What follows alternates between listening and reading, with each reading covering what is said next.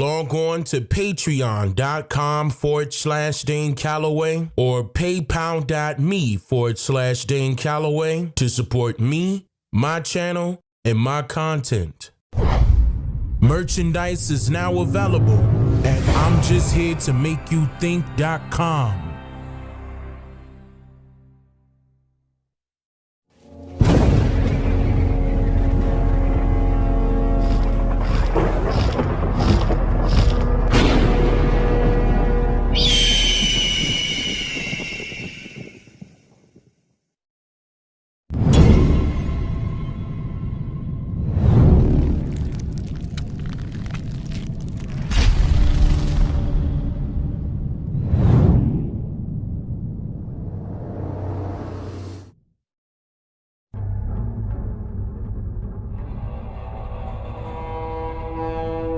You support reparations for Black people?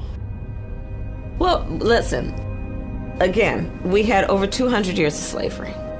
We had Jim Crow for almost a century. We had legalized discrimination and segregation, and now we have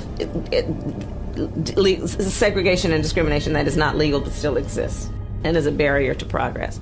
We have disparities around housing. We have disparities around education. We have disparities around income. And we have to recognize that everybody did not start out on an equal footing in this country. And in particular, Black people have not. And in particular, Black people have not.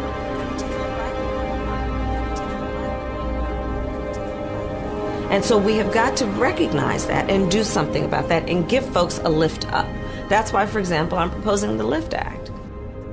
Give people who are making $100,000 or less as a family a tax credit, which will benefit and uplift 60% of Black families who are in poverty. So by default, it affects Black families, but there's not a particular policy for African Americans that you would explore.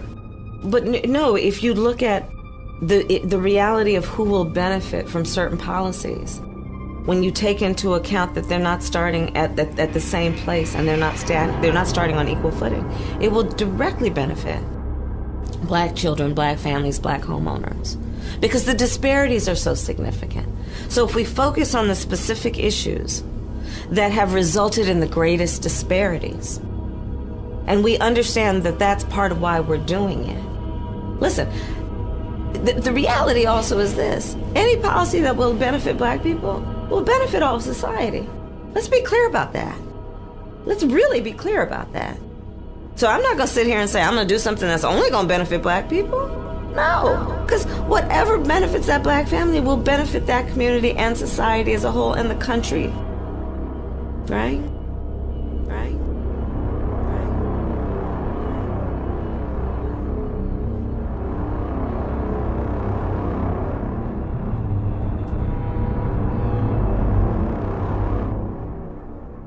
Your poll numbers with African Americans were quite low, and you also don't support reparations for slave descendants.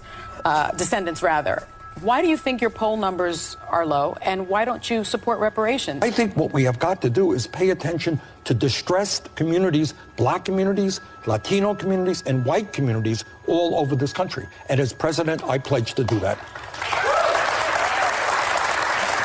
Why not support reparations then? Well, what do you mean by reparations? By reparations for slave defendants. I know, but what does that mean exactly? Money. Well, I think that right now our job is to address the crises facing the American people and our communities. And I think there are better ways to do that than just writing out a check. Well, Georgetown sociology professor Michael Eric Dyson has a solution to white privilege. He says white Americans ought to create individual reparations accounts to compensate Black Americans for centuries of oppression. Professor Dyson joins us now to explain how that would work and why. Professor, great to see you. Good to see you, my friend. So how would this work and why? Well, yeah. Well, it's in the context, let me just briefly say, it's in the context of a much broader discussion about white privilege, white innocence, white American identity, and it's much more complicated than that, and I go at African American culture's contradictions as well. And then in the end, when I'm making suggestions about what can be done, many white people approach me and ask me, what can I do? Not in terms of the broad social transformation out there in the world. We all believe in that or argue about it, redistribution of resources or not. But when people ask me, what can I as an individual do, one of the things I suggested, besides being educated, besides participating with other African American and Latino and other brothers and sisters in social movement, is to do something called an individual repair of inequality. And if they feel inclined to do so, this is for people who are so inclined to seek out a way to compensate individually for what they think is a systemic injustice. So I talked about buying kids computers, being able to take kids to school, to tutor them, to be able to do individual things that are tailored to their desires and aspirations, such as becoming professionals, exposing them to things they wouldn't ordinarily see. So in other words, it's a kind of ethic of compassion joined to a sense of conscience that motivates them to do what they're motivated to do. Well, so I support a lot of that. I mean, I believe in charity. What I don't believe in is collective guilt. And that's why I'm confused by the phrase white privilege. Well, white privilege doesn't suggest guilt. It suggests responsibility and accountability. The same accountability that America talks to about people pulling up themselves by their bootstraps and addressing their situations, their communities, as being responsible for doing what they're doing. I don't believe in collective guilt, but I do believe in collective responsibility. Responsibility and guilt are synonyms in this case. And let me just ask, let's be specific. So, privilege. I'm privileged, and I wouldn't deny that, not because I'm white, because I have a good paying job. But you're privileged too. Of course. So we live near each other in a nice neighborhood. You're rich. You went to an Ivy League school, unlike me. And so you're way more privileged than most white Americans. Well, so why would they owe you something? Well, first of all, privilege is contingent upon the context in which it's defined. So individual cases could have an imbalance, that people of color could be way more privileged, as you talked about, than the average, say, white person.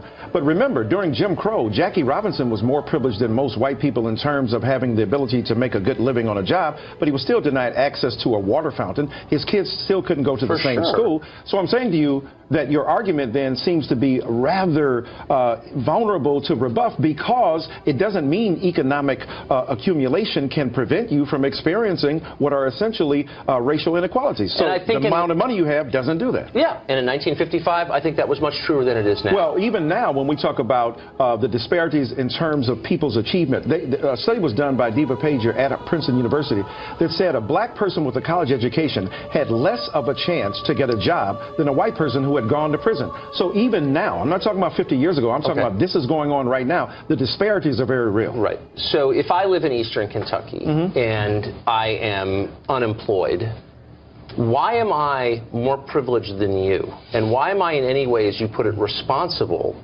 for problems of people I've never met on the other side of the country? Look, I mean, we know that larger forces provide people opportunities or disadvantages. When you come, many people say, let me even stretch it even further. Some people say, look, I came to this country 20 years ago. I came to this country 30 years ago. I wasn't advantaged directly by the system of enslavement that prevailed in America. But if you come to this country as an immigrant and you're a white immigrant and you inherit certain privileges associated with people who are already here, that means that that privilege extends to you regardless of the fact that you indirectly benefited from it and you did not directly contribute to inequality. The Constitution was written a long time ago, so was the Declaration of Independence. But those ancient documents continue to inform people's lives and shape their aspirations. So let me flip it around. And let me just also note there's a lot of hostility in what you're saying. And I'm sure you'll say there isn't, but obviously there is. Not at all. I think it's pretty clear. It's recognition of the situation. Okay. It's pushback on whiteness that is usually not called out. Clearly hostile. But leaving that aside, let me flip around for a second. If I'm an African immigrant who comes here, I'm resettled from Somalia at public expense, high public expense. Am I due these reparations too? I think that the people who have benefited from systemic inequity in this country have been overwhelmingly white brothers and sisters. And what I'm talking about is a direct relationship to a notable and a documentable and an empirically verifiable system of inequality. There's nothing that's very obscure about that. And I'm saying to you that people of color who are here now, who have inherited that legacy as a result of their black skin and their relationship to black culture, have to be acknowledged. Well, wait, my book is not simply about reparations. You're reducing I know that it's not, but so much larger. It's heavily and about privilege. That. But let me just really quick, we're almost out of time. It's about white refusal to acknowledge responsibility. If a majority white country brings in a black African at its own expense, they still owe him reparations for slavery? No, I'm talking about the people who are here. That's an isolated event. I'm talking about the majority of African American people who are here, who are part and parcel of what this country has been, and who have built it in its institutions to become what it is now.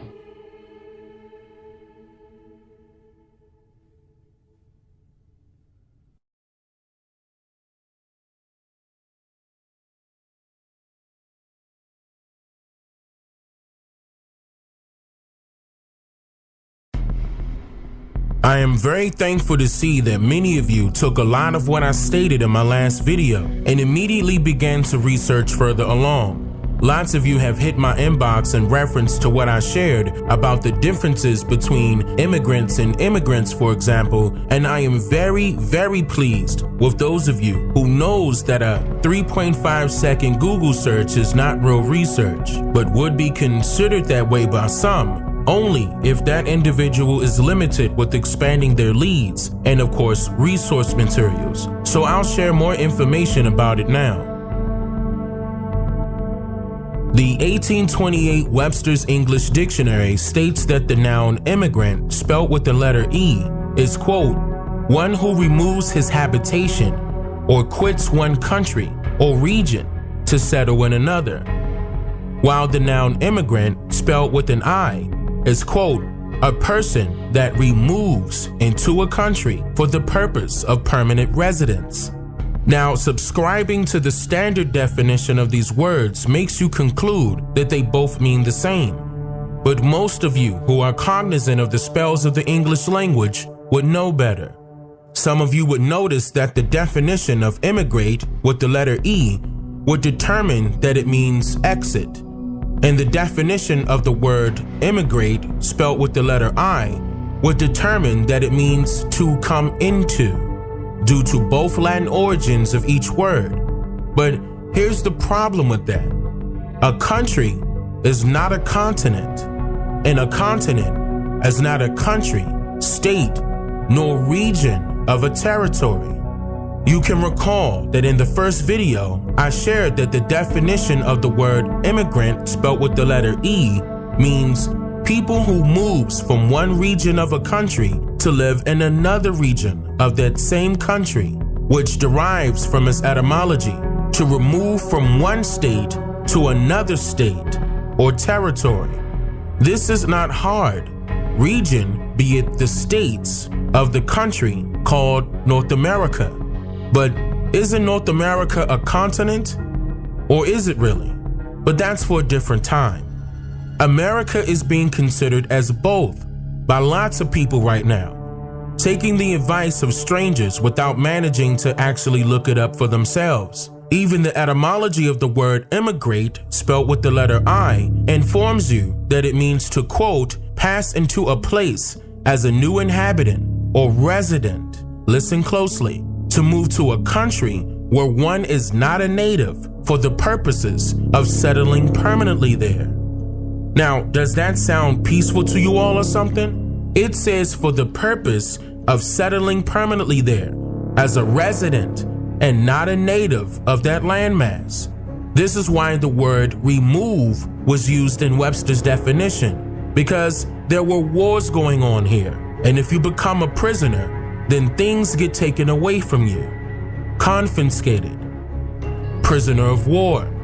You may have heard me mention this multiple times already, but I know some of you newly incoming viewers might not know it yet, and that's fine. This is the reason why I share even more detailed information when I feel as though you may haven't gotten around to researching it just yet. So with all things considered, the driving principles of the ADOS agenda reveals it as, yes, another distraction. A distraction from the actual proof of whether you are an American descendant or an African descendant of slavery, or neither. Slavery did not happen the way we were all told through our compulsory educational institutions that derived directly from the Reconstruction era of the 1900s. There were political and commercial groups, businesses, and banks who were responsible for granting permission to anthropologists and the power of eugenics to create, cultivate, and influence the reconstructed history they gave to you. The narrative that you are accustomed to now stems from employees of those who wrote the manuscripts you draw from. Slavery used in its proper context is simply labor, servitude.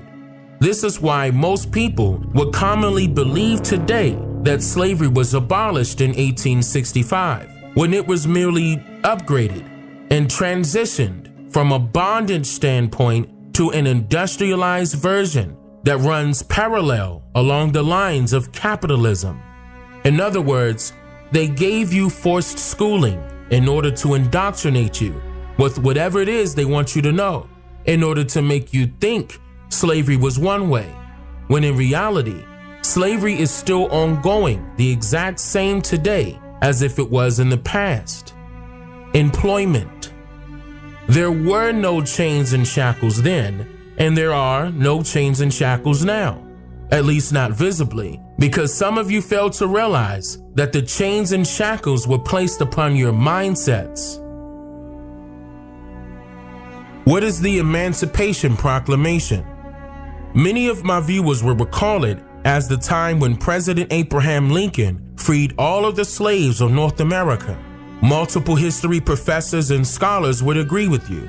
Even some websites would state that the Emancipation Proclamation, or Proclamation 95, changed the federal legal status of more than 3.5 million enslaved African Americans in the designated areas of the South, from slave to free. However, when you actually read an original copy of Proclamation 95, you will not find any legislation throughout the context of the document where it clearly states that it was created in order to free blacks, coloreds, or African Americans from slavery. Proclamation 95 was a call to end existing public upheavals and riots that were taking place during that time period over a labor dispute. Complaints were arising from the laborers who worked long periods of hours for little to nothing nowadays, or for being promised something for their labor, but the other party didn't hold up to their end of the bargain, gradually transforming the laborers into prisoners of war, realizing that they were being used in order to create and establish the 13 colonies. In fact, the funds which were needed in order to maintain and regulate the 13 colonies were not being generated. So this forced 11 of the southern states to back out of a bad business deal, succeeding themselves from the Union. Then a new union was created, called the Confederate States of America. However, in order to keep the membership of these confederacies, they imposed limitations upon the resigning party's rights, just like any union would today. This was all done through a proclamation to blockade southern states from trading along the waterways. And by doing this, the United States government was able to stop commerce and shipments of products such as rice, corn, grain, and tobacco, just to name a few, from leaving the southern regions of the United States. When I mentioned a bad business deal earlier, this is what I was referring to. And so now you know what the Civil War was truly about. It was a civil dispute amongst employees that were tired of being treated unfairly within their place of employment. It was all about civil rights, inequality in the workplace, fights over improper land grants, tariffs, and trade disputes among settlers and squatters. All gave way to a secession of Confederate states and a broken union. In its simplest form, this was merely a labor dispute.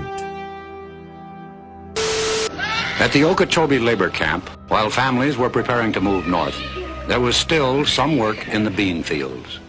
Children, as usual, were left to fend for themselves. Jerome, how old are you? 9. 9? Do you go to school? Yes. Where do you go to school, Jerome? At the Okeechobee Elementary School. I see. What is your sister's name? Lois. That's Lois. And what are your other sisters' names? Catherine and Beulah. Catherine and Beulah. What happened to your foot, Jerome? Dig a nail in out there by the wash house. So you drove a nail in out by the wash house. What did your mother do for that? She put some alcohol on it Where do you sleep, Jerome? in his bed. You have this big bed? Yes, What happened? How did you get that hole in that bed there, Jerome? the rats. The what? Rats. Now, Jerome, you are taking care of Kathy, of Beulah, and Lois. Yes, Now, are you going to give them lunch today? yes. What are you going to feed them? I don't know. Do you have any food here to give them? Yes. What time does your mother come home? I don't know. The following day, Aline King, the mother of Jerome, Kathy, Lois, and Beulah, again was picking beans. Aileen King, I saw your children yesterday at the Okeechobee camp. Why didn't you put them in the nursery? I don't make enough to pay for it. How much does it cost to put them in? 85 cents. 85 cents. That's right. Aileen, what time did you come out the field this morning? 6 o'clock. What time would you get home? About 3:30, 4 o'clock. 6 this morning to 4 o'clock this afternoon. That's right. How much did you earn?